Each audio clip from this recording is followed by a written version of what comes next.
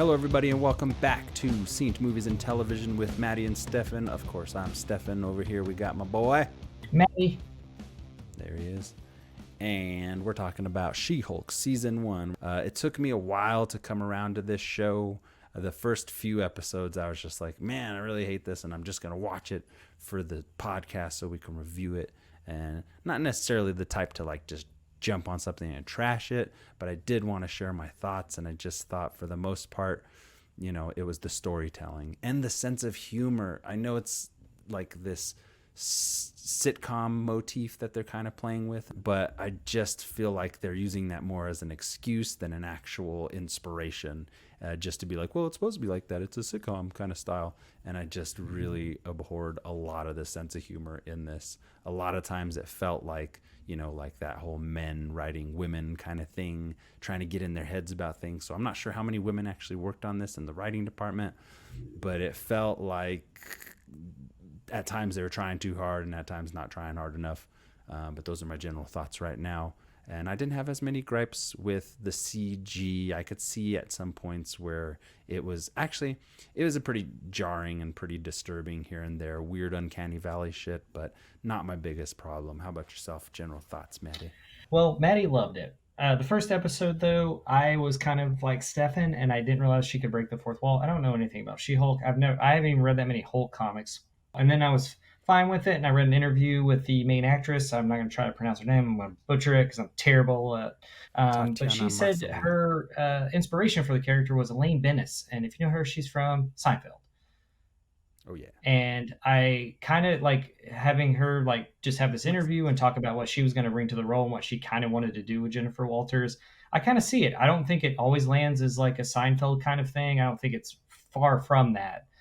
But I get her draw to it, how it's something more fun for Marvel. And I kind of like that because honestly, like Falcon and Winter Soldier didn't really do it for me. It was kind of cool to watch. I love that they're doing these shows. But some of them just are kind of like, all right, I got to watch it because I know there's going to be a fucking movie and this character's going to show up. There's going to be a reference. And I hate to like kind of feel that way, but I also just love comic book stuff because I've been a fan of comics since I could read. So I'm there for it all. It's just some of it I'm like, probably not rewatching that again or anytime soon. So it was kind of a nice, I just liked that it was more fun. It kind of threw stuff at you. You know, I did like that, you know, with Spider-Man, we were getting Daredevil back and Daredevil was going to show up in this because she's a lawyer. It makes sense. I love Charlie Cox's Daredevil as Matt Murdock. I thought he was great. I don't even think I finished the third season of the Netflix show because I think I'm just, you know, getting tired of the seriousness of everything. And it was nice to see that She-Hulk had a little more humor, broke the fourth wall, but it wasn't like, you know, are you getting bored with what I'm saying? No, I was reacting to you not having seen the rest of the third season of Daredevil. Oh, well, that's fair. I deserve that look. I'm going to rewatch it.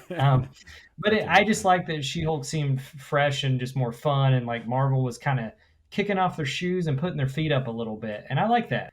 The thing that I really liked is that we're getting characters dropped in here. Abomination, Hulk, Daredevil, some of these off the wall, like rogue villains that are in the universe. I love that stuff. That's what I want to see more of. And I think that She-Hulk finally did it. They finally gave me something that I'd been wanting to see. The same with as Werewolf by Night. They put other characters in here that exist in this universe. And that's cool. And I had a great time with She-Hulk, and I'm excited for a season 2. Yeah, fair enough. That's fair enough. So Stephanie now I'll talk about some of the things that I liked. Yeah. I did have a lot of fun with a handful of episodes here. I thought the wedding episode was really a lot of fun. I really enjoyed that. I love Titania. Jamila Jamil is the actress who plays her. I don't really know her from anywhere, but I thought she was really fun as that character. Just this like super powered, super strength kind of like Kardashian style celebrity or whatever. And it just was super funny. I thought for the most part, you know, I mean, Tatiana Maslany, I think that's how you pronounce her last name. She, you know, carries this whole show through the effects and out of the effects and stuff. And it definitely rests its laurels on its cameos, which were very cool. It is great to see smaller stories like this be able to open to the broader universe. And we actually, there's this, I forgot what his name was. He's like a Spanish swashbuckler character. He's technically a mutant in the comics, so we're slowly getting like these little mutant references and building towards X-Men, but we're also building towards more Daredevil. It was really great to see Daredevil come in that, like, what was that, eighth episode, I think, and have some fun. Because kind of like, I love the seriousness of the Netflix Daredevil series. I know Matty does too, but I can see where he's coming from. But it was nice to see Daredevil, Matt Murdock, like somebody in the Marvel universe, like get the girl and have some fun without it being like just around the corner. There's some like world-ending event happening. Like they seem like they have some room to breathe. I love that there's that chemistry between those two characters now, and how like she, I don't know, that just seemed like a real win. I think the finale was pretty fun. For the most part, I really turned around on this show near the end. I did enjoy it quite a bit, and I think by the end of the whole thing, it really found a way to give us some surprises, a lot of surprises, along with the cameos. And just, today I was watching the finale, and at first I was just like, oh, here they go with another like superhero trope, and they're like taking her powers away, so she has to have some inner conflict and emotional thing. But I deleted it pretty quickly after that, because I was like, oh man, they played me like a fiddle, and they were like working me towards these expectations that they were later gonna like dash. And they did some fun stuff, and poked fun at themselves in a way that it's like, we're listening, fans, but let us like tell our stories, and we're the ones with the big bucks, and we're the ones with the computers, so shut up. And so it was a lot of fun. I think with the, hopefully an added amount to their budget for like a second season, which I think is probably pretty likely, that they'll be able to smooth over some of these gripes that a lot of people, myself included, have had with like the writing and the special effects and stuff like that. It seemed like it took a long while for it to really get its footing and feel like it was adding something to the Marvel universe, in my opinion. But I think overall, it was a lot of fun. I don't hate it, and I'm actually looking forward to a season 2. I mean, there were some slower episodes for sure where I was like, where's this going? Like, do I care? But something kept on drawing me back. I think it's probably the lead actress, Jennifer Walters, kept drawing me back. I wanted to see her story, the She-Hulk story. A lot of it was like knowing Abomination was going to be in this, and they went back to his more classic design than from the Edward Norton Incredible Hulk movie. And I was excited to see that, since he did show up in Shang-Chi, and with with Wong, which I thought was cool. And then Wong, like I said in the general thoughts, it's something that I wanted, and I want to see all these characters kind of show up to this new character, and her kind of be thrust in this Marvel Cinematic Universe. And I think they did a good job. I really like some of the fourth wall breaks. I don't think all of them worked, but I do think in the season finale it was really fun. I do think it was really funny, because I did think it exited out of my app when she goes to the Marvel screen on Disney Plus, and like she's like, wait, what am I looking for? Oh, assembled. And like I thought that was super clever, just to like, get all meta and just weird. And I love Kevin Feige as a robot. And I love my favorite thing was, because I mean, Steph and I are huge X-Men fans. I think I know more about X-Men than I know a lot of the Marvel, like, I definitely read way more X-Men than I've read like Captain America or anything that we're currently watching, or the Avengers stuff. And I love when she's like, we're getting that X-Men movie, and then the robot's like, can't tell you that, basically. And it's like, we know what's coming. I just thought that the season finale to me brought it all home. Like everything made sense, and I know what world I'm living in with this character now, and it makes me more excited to see a season 2, because they did, like you said, they did poke fun at themselves, and I think that's something that you have to do. And because I think people are getting that like comic book fatigue, because everything's so serious all the time. And it was nice to see Daredevil just kind of not be serious Daredevil, just have fun, have some sexy times with She-Hulk, and they have like a pretty nice relationship, even though he lives in Hell's Kitchen and she's in LA. I love that. My favorite moment is when she goes, and we're gonna have Daredevil show up, and the robot kind of is like, what? that doesn't make sense. You made me re-edit this whole story, and you're just gonna have Yeah. Daredevil drop in, and she's like, a girl's got to get what a girl wants or whatever, Yeah. and you're like, Girls oh, got that's so great. needs. Yeah, it's so good, and then he just kind of falls out of the sky in the scene. I don't know. I love that they're poking fun at themselves. But to me, they're also like, yes, it might have been clunky in the beginning, but I feel like it came full circle. Like season one is wrapped to me. Yeah. There's probably, I just because I just saw it, I'm sure I'm missing something. But Abomination is on the loose now, which is cool. Like, is he going to Yeah. play a big part in season two? Um, I thought the final act one, the like, oh my god, the intelligentsia guy gets Yeah. the Hulk serum, and she's like, "What is happening? This is my." I love the It's whole just idea stuck that to this him. is her story, and she doesn't seem to have control over it. I thought they had a lot of fun with the final episode and episodes Right. leading up. It's great. I feel like we're gonna. I want to get into. Yes, I thought the storytelling was fun. It is a bit clunky at times, though, but I do think it wraps up really nicely. Clunky. Still loved it though. So I think, overall, Tatiana Maslany, she is just an absolute talent. She's wonderful. She does a lot for this show to give it its heart and its soul. And I think she deserves the most kudos out of anybody. But also, Mm-hmm. her supporting casts are quite good. I didn't like any of them at first, but I'm Mm-hmm. just that kind of type of guy. And I really love Ginger, her partner in crime, her Yeah. best buddy. She's really wonderful. She is funny, and she kind of brings it back to earth a little bit for those important emotional things that need to happen between ladies and between folks, between family and stuff like that. Mm-hmm. I think she's a really good, grounded, sidekicky type character for Jen, which I love. I absolutely love the character Pug. He's really good. He's just kind of like the broy, handsome. He seems like slow-witted in a way, but his delivery on lines and just the characterization of Pug in this show is so good. He's like a really fun character. Yeah. Even the I forget the bad guy lawyer, the antagonist lawyer character. I'm on IMDb. His name is Drew Matthews, the other lawyer who's talking shit on her all the time. That It's guy's like got good. lies all the time.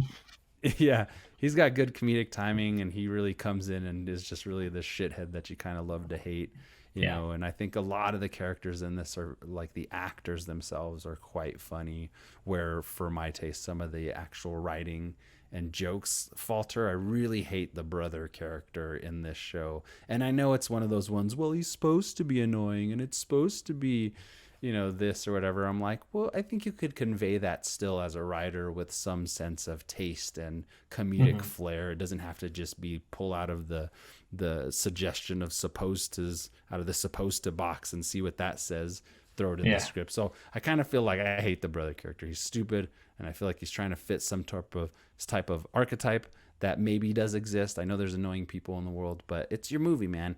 Your screenwriting. Does it have to just be annoying for annoying's sake, or can it be annoying for purpose sake? That's all I'm Mm-hmm. saying. I love that. What's his face from Perfect Strangers is the dad. He's really wonderful in Yeah. the Yeah. show, and he does some cool stuff. So not all the comedy is bad. Actually, most of the comedy is pretty good. I know And there's a drought, but I got yeah, pressure for days. yeah, he was good, and he's spraying all the news Yeah. or the reporters and shit. I love that Um, line. so yeah, it was really good. I mean, there was so much out of the show, so much that happened in the show, comedy wise, that just really didn't jive with me for whatever reason. But I think where it really mattered in those core characters, where it really had to come through, like they handled it so well. And I think her supporting cast was a really strong part of this whole show and really helped get you over some of the rockier, clunkier parts of it. What do you think, Maddie? Yeah, I think all the performances were great. While you were talking, I just felt like there was kind of what we were talking about with Werewolf by Night is like I just felt like there was a lot of love for this show, and like each character is, maybe besides the brother character, I don't really remember him that well, but maybe it's because it is an annoying character and it's just kind Sucks. of forgettable to me. Yeah. Um, but I just felt like like these would be real people that she would hang out with or would be in Mm-hmm. her life, and this is how her family would act. And I think that's important when you have a supporting cast. to make the main actress look really good, and I think they helped her. I don't think she needs help because she's great. Orphan Black was a great show. I was really Hmm. stoked when she decided to join the Marvel Cinematic Universe, and I was really stoked to Yeah. see what she would do. And I think she did an amazing job. It was nice to see Tim Roth in something. I mean, maybe he's doing stuff, but I just haven't seen him in a while. I thought he was great as this kind of like enlightened abomination, but he's Yeah. a villain, and he's a villain for so. I I thought it was great seeing him. Like I said before, I think having Charlie Cox come back as Daredevil was a great move by Kevin Feige not to recast Hmm. Daredevil. The Daredevil show was great, and I haven't finished it. I know, don't roll your eyes again, Steph, and I cannot take it. I can't. Um, but I did like him, and I thought it was sad that we like. I think I stopped watching because I knew that like this whole changeover was happening, and part of me goes, Right. "Well, why should I care? This isn't going to be Daredevil." And now it's like, "Oh shit, I should have finished it."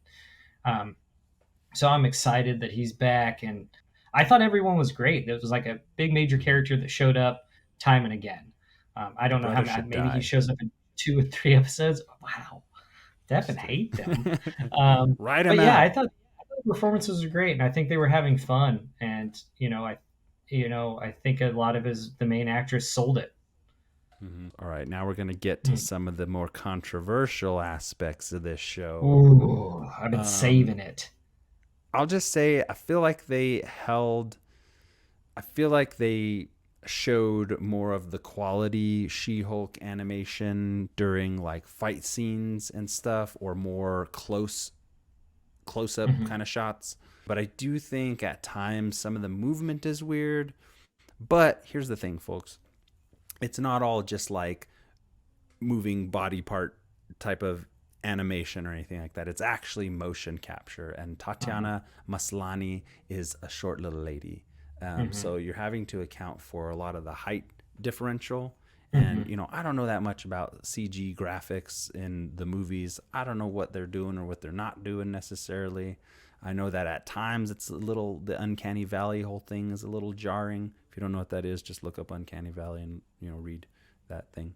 It's on the Not internet. a big issue, not really a big problem. I'm sure the budget comes into play here, blah blah blah. But where it really counted, it was really good.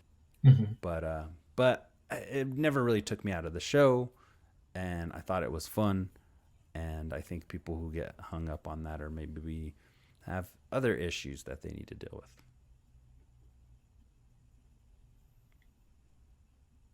Is it my Yeah, turn, yeah. or do Go ahead. you got Go more to say? ahead. I'll go now. um, Um, the Hulk was cool. I'm The gonna fights are fun. I'm gonna address this motion capture CG stuff. So I think they did a smart thing at the beginning of the season finale where they flash back and basically do the intro for the old Incredible Hulk show, which I think was Oh genius. And yeah, they show like what it would look like with like oh God, what's the actor's name that plays Bruce Banner? Fuck, Bill David Bixby. Bixby, Bill Bixby, Bill I think that's Bixby, right. You guys can call me out if I don't know, but Bill a lot of Bixby. this is Yeah. off the top of my head, people. But I thought it was smart because I think it shows you what like if people are complaining about that it's not like another actress in a suit. I think because you're going to lose the main actress, how she acts and how she carries this character, Mm-hmm. because she's not like the Hulk, where where Mark Ruffalo's character has to like figure out who the Hulk is, and like we followed him for so many movies now that we just know. Mm-hmm. And I think it was smart that they decided to go with motion capture because you're getting her performance, and it's going Mm-hmm. to look a little wonky at times.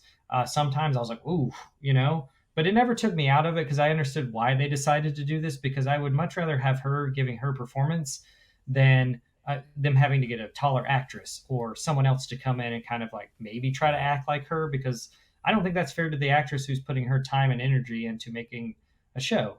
So I that's want all I Lou kind of Ferrigno's wanted. daughter.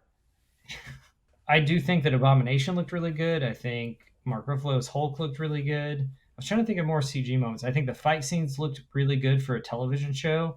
And I think they did spend more money when there was action, because, like, why would you spend more money when she's walking up a set of stairs? Yeah. You wouldn't. And I get everyone's complaints. It's great, but just try to look at it I looked at it from a point of they're trying to capture the best performance they can from the Yeah. actress. And And I Kevin think said they, it was expensive. and Kevin, listen to Kevin. He's a robot. He's not a real person. That's a hologram that he Kevin. projects at those big events. I mean, it bugged me a little bit, but it wasn't enough to take me out of the show because I think the performances were there. I know Stefan didn't think the writing was there, but I thought at moments when it shined, it truly shined, and I loved it. So, all that being said, and all, I'm looking forward to a season 2. I do hope What? that for some reason the writing gets better. And when, I say writing, at that point, it's kind of become like broad and maybe subjective. But I just think certainly there is such thing as good comedy. And all I want is to get a jar of that and pour it into the mixture here. I don't know how that can happen or who needs to be there to do that. But, that was the biggest gripe I have, really, is the writing. Other than that, I thought, tons of fun for the most part. I think some of this show was left to a little bit of experimentation, and maybe a lot of things came down to the wire. But there's also maybe a little bit of we need to leave room for spontaneity and new ideas, and if we need to change things, and how the internet's going to react, sadly enough. But I think when they do stuff like show an episode at a convention or something like that, it's nowadays, like, one thing corporations don't really have to worry about anymore is like their market testing to a certain degree, because it's almost like pretty much free. I got to do is put a little something out there and be like, we don't like the Rock is bald anymore, he needs to have hair, and then boom, lo and behold, he'll probably have hair next time you see him. But that was just the example that came to mind. But yeah, I came around on it. We'll just say that. I think there's lots of room for improvement, but I also would say the same about myself. So we'll just leave it at that. Oh, not going to get on Stefan's last comment, but I loved it. I thought it was really fun, and it's something, and I thought it was kind of fresh for Marvel, and that's kind of nice. Kind of like Werewolf by Night. They're doing some fresh stuff, and that's cool because I love comic books and I love comic book movies, and I don't want to see them get stale. Yeah. So good job, She-Hulk. I do think Stefan is I get everything he's saying. And yes, things need to be a little tighter next season. Maybe we'll get a bigger budget. The CG will look a little better. Because now we know Jennifer Walters, right? We know She-Hulk, so we can move past this whole origin story stuff, which I always think is like the hardest thing to get through for a lot of people, because most people have a general idea of how she became She-Hulk and stuff like that. And so I'm excited to see where they go with season 2, how they can open the world up and break more of the fourth wall, do some more fun stuff like they did at the season finale, with her like pausing the screen kind of thing, which I didn't see it coming, and that's great, because I was like, when that was happening, I was like, why is everyone showing up? This is so weird. I was like, is this what it's become? Is this what Marvel, they just don't know what to... I was ready to hate the show, honestly. And then when she stopped it, I was like, oh, okay. All right. Just got to watch the whole thing before I start making bold claims. Good thing I don't tweet. That's what I'm I've been tweeting. For. I would have been tweeting. I would have been like, what the fuck is this? Hold on, pause it. I'm 40 minutes into this goddamn thing. This is worse than Hitler. Anyway, I loved it. I think you should watch it if you're at all interested. I do think it's worth your time. I do also think if you have a friend who is not super into the Marvel stuff and kind of wants to start and maybe see if they like it, I think She-Hulk might be, and Werewolf by Night might be good introductions to kind of get into this world a little bit. Yeah. Nope. Endgame right away. Not even Infinity War. Just drop them in. Just Endgame. Yeah. And then work backwards from there. Just watch them all in reverse order. I'm in the deep end. Well, yeah, I think I would say the same. Go watch it. It's some Marvel shit. It's comic book stuff. It's great. We're in an age now where we're seeing all type of characters for everybody, and certainly She-Hulk has her rightful place in that pantheon, I would say. So we're looking forward to more of this, and I mean, I liked it. I did like it. If you'd like to engage with us, here's our Instagram handle right there. Oh wait, that's She-Hulk Saint. Boom. And there's our Instagram handle if you want to communicate with us on that platform, as well as on the YouTube platform. We also have a Facebook group. I don't use Facebook that much, but I try and jump in on the group and leave little tidbits and stuff like that. So if you're on Facebook and you want to be part of the Synced Movie Club, go ahead and search that in the little searchy searches. I'll have a link for that soon in the comments as well. And, we'll do Patreon and all that stuff here in a few. But like and subscribe, hit that bell notification for us, get us in the algorithm so our faces can be on the TV, and we'll bring you as much content as we can. If you have any suggestions for stuff you want to hear reviewed or talked about, please let us know at any one of those links that we got. And that's all I got to say for She-Hulk. We'll be seeing you later. Laters.